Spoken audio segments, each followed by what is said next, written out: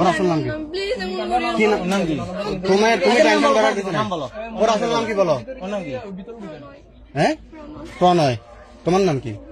না না না তুমি জানাল আবেদিনের মেয়ে না? হ্যাঁ, ইয়াসমিনের মেয়ে না তুমি? তো তুমি একটা মুসলমান মেয়ে। আর কিছু লাগবে না। এই এই শোনো, তুমি একটা মুসলমান মেয়ে।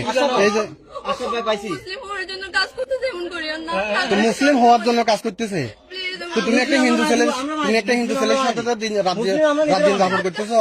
এই মুমিন ভাই পাই গেছি দুনিয়াতে কি মুসলমান ছেলে কি মরে গেছো কই? পাই গেছি। তুমি একটা হিন্দু ছেলের পথে, ওদের এজেন্ডা তুমি জানো? ওদের এজেন্ডা তুমি জানো? তোমার বয়স কত হয়েছে? জানো তুমি? তোমার বয়স কত হয়েছে? 16 বছর। তো তোমার বিয়ের বয়স হয়েছে? এই পাই গেছি, আপনারা সবাই এখানে আসেন, আপনারা সবাই আমার দেওয়া লোকেশনে আসেন। তুমি বুঝতেছো না। তোর কালিয়ান হারাইলাম এই আস্তে, এখন না। তোরে একবার এসেছিলাম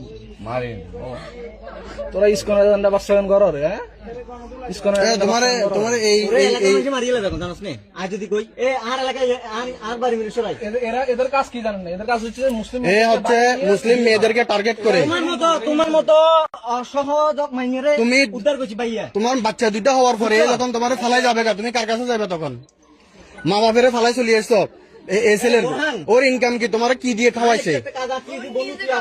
কিসের কাজ করেছে? হ্যাঁ, হ্যালো, দুনিয়াতে বেটে মুসলমান হওয়া মরে গেছো কই? না না তুমি প্লিজ আমি একটা কাজ আটকে তোরা আইলে বিস্তারিত বলবো।